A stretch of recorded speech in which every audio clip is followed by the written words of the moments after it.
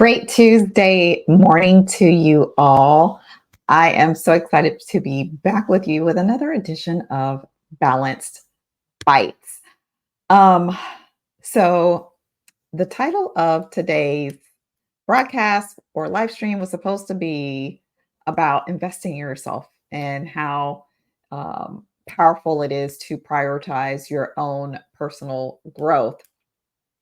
However, um, I have a little bit of a switcheroo. I'm going to go rogue because of a conversation that I had with a friend, um, maybe about an hour or so ago. And I just really feel led to have this conversation with you all because this is probably the third time that I've had a similar conversation within the last week. And so you know what? I was like, I think people need to hear this. I think that the fact that it keeps coming around means that I need to talk about this. So we're making a little bit of switcheroo. I may come back and talk about investing in yourself later this week, or I may just save my notes for next week. We'll see. However, at the same time, I definitely want to let me forewarn you. I don't have any notes, so this is going to be strictly off the dome, just and from my heart. So let me give you a little bit of the backstory. The conversation that I was having a little bit ago was with a friend of mine who called and said, we were just kind of chit chatting, and he said to me that he is just not happy with work. Like he's like he's an attorney and he's like, I gotta stop taking cases. And but that's his livelihood. And we've had multiple conversations around kind of like his trajectory, what he desires to do going forward. But as he started sharing with me how he's been feeling about his work, how he's been feeling about in his body, how he's been feeling about life, I said to him, I was like, dude, you're on the verge of burnout. And he's like, I am burned out.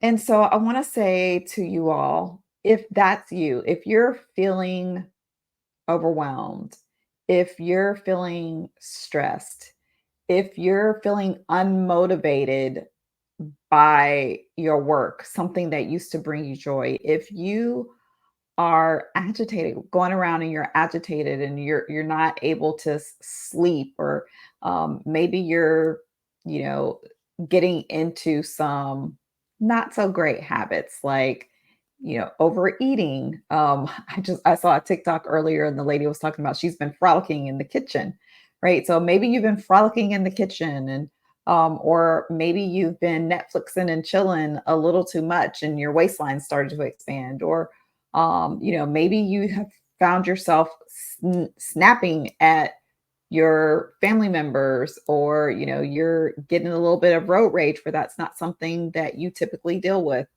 um, Friend, you might be on the verge of burnout, and what can happen is you could lose your life. Burnout can lead to loss of life. I'm going to say that again. Burnout can lead to loss of life. And I mean that both in a metaphorical and a literal sense, right? So you can literally have a heart attack, a stroke, or make a major mistake driving and lose your life. You could be gone. Breath ceases to exist in your body and you have gone home to glory. You've gone home to Jesus, right? Or you can find yourself in a place where you have lost just living, the loss of living, meaning you are not having enjoyment from your life. You're not finding joy and fulfillment in the things that you're doing. You're just going through the motions, right? You're kind of like sleepwalking. You're going around with your head down, and just doing what you have to do to survive, but you're not really living. And so today I want to share with you I'll tell you a little bit about my story, but I also want to share with you kind of some of the advice that I share with my friend. So, a couple of years ago, let's see, what year was that? That was 2021. I had got no, it was 2022. I had between 2020 and 2022, we had COVID happen. I went to working remotely and ultimately into full-time entrepreneurship. My ex-husband and I were in ministry and we decided to close the ministry down. A month later, decided to divorce. And then I ended up, um, not long after that, I ended up, maybe about 6 months later, ended up leaving my job to be full-time in my business. And then not long, maybe about 7 months later, moved across country for a contract opportunity. And then 7 months later, moved back across country. When that contract completed, found and lost love in that process. So I had a lot of transition. I had a lot of life transitions in a very short period of time. But because of everything that was going on, I didn't have the space, I didn't have the time, I didn't have the capacity to really deal with everything that was happening. And so it was all just being stored in my body. I started having panic attacks during COVID. And so those would continue to happen off and on when I would be overwhelmed. I was having issues in my body. I was having difficulty sleeping.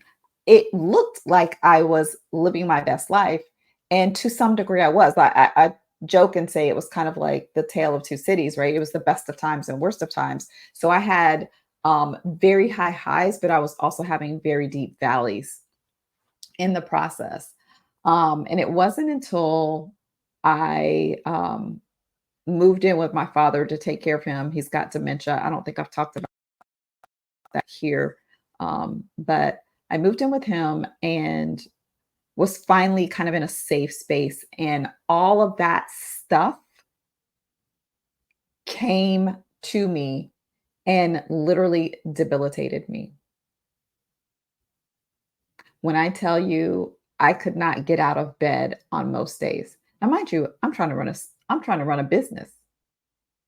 And it took everything in me. On some days, I might have had, because I've been doing a weekly live stream for a long time. But I was back then, I was doing it on Facebook. And I would get up, get myself together to do the live stream, and go get right back in bed because I was so depressed. I had no motivation. I was so burnt out. I was grieving. There's just so much going on. But I knew that I couldn't continue in that way because, I wasn't living my life. I also, I was doing some things to try and heal, but I wasn't really living my life. Everything had just kind of come to a head. And this is what I did to kind of decompress and get my life back on track. I did a solo vacation. I went to Belize for a week on a somewhat remote island and disconnected from the world. I put my phone on Wi Fi only so that if I was not in my room, then I couldn't get calls. I couldn't connect with the outside world. And I literally just took some time to just exist, took some time to just be. I sat at the beach. I sat at the pool. I laid at the beach. I laid at the pool. I played in the water. I talked to kind of the locals, but I really just kind of disconnected and allowed myself to be at peace. And reason why this is important. Now, you don't necessarily have to, before I get into that, you don't have to go escape to a remote tropical island in order to have that space. But what I will encourage you to do is to take some time, right? If you can take a week and go somewhere else, preferably in some sort of nature environment, whether it's like the mountains, whether it's the ocean, a lake, a forest, some sort of woods area. Just be nature. If you can go be in nature and really disconnect from the world, I encourage you to do that. Whether it is 1 day or 10 days, it doesn't matter. But find a way to prioritize some time just for you to be. What we don't realize is when we are stressed, when we have a ton of stuff going on, we breathe very shallow. It's almost like we're holding our breath. And what happens when you do that, when you're in high levels of stress, when you're in the space of kind of this shallow breathing and going around holding your breath, you're depriving your body, your cells in your brain, the oxygen that it needs. And so when you get alone with yourself, I want to encourage you to do some deep breathing. This is the first thing I want you to do is to get in the space and just do some deep breathing.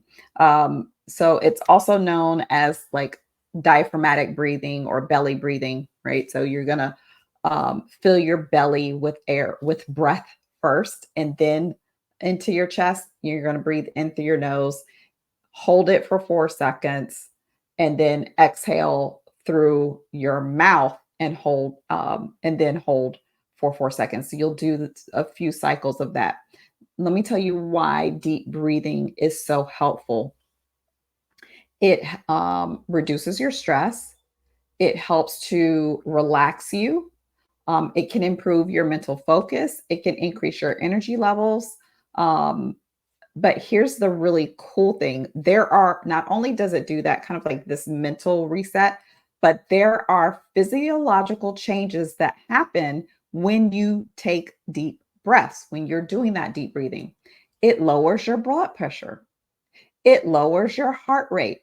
And here's what's most important, it lowers the levels of the stress hormones, right? The adrenaline and cortisol that is in your blood system.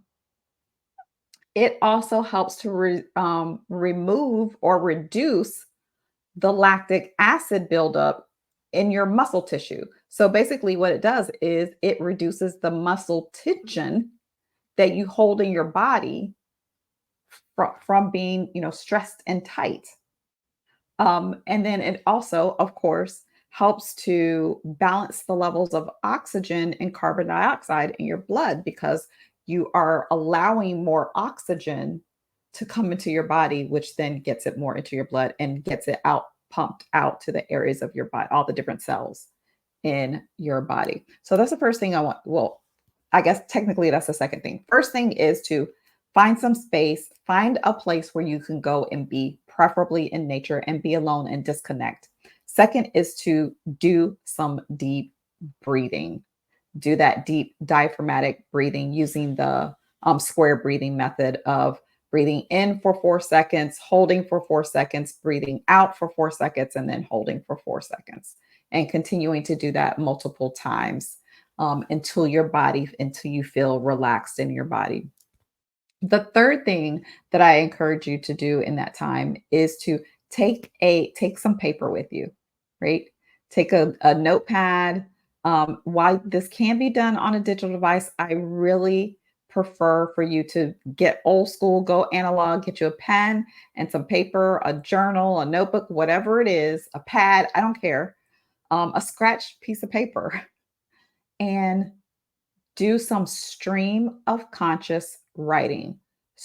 Just write whatever comes to your mind, all the things that are on your mind, all the things that keep you up at night, all the things that you worry about, all the things that you're concerned about, all the hopes and dreams that you have, all the disappointments, all those fears. Dump it out on the paper. One of the things that I say all the time is on paper, off the mind. By doing that exercise, you can literally give voice to all the stuff that's going on in your brain so that you can release it and move on. Because what ends up happening when you've got all this stuff jumbled up in your brain and you're not giving it voice, you're not giving it an avenue to come alive or to be addressed, then you end up with all this mental clutter. And by writing it all down, you're getting out that mental clutter, which is going to allow you to have much more mental clarity, much more mental focus on for the things that are most important to you, right? Um, so this week, today or tomorrow, in the next 24 hours, I'll say, take a look at your calendar and find a day at minimum, um, up to, a week or more, where you can dedicate some time to just you, to disconnect from everyone else, disconnect from the world, disconnect from social media, disconnect from family and friends, and just be alone with you, be alone with your thoughts so that you can release all the stress, release all the tension so that you can take care of you and remain here for everyone else. Because I don't want you to find yourself in a place where you have loss of life, whether that's loss of living or literal loss of life, where you are no longer here, where you are unalived, right? So, like I said, I went a little rogue today. This wasn't what I had planned to talk about. No notes.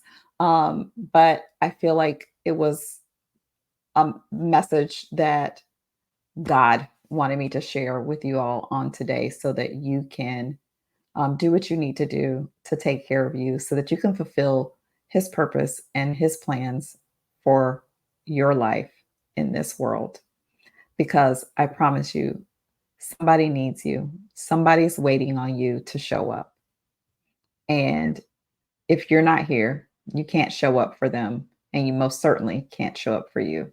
So take some time for you and take care of yourself while also taking care of others.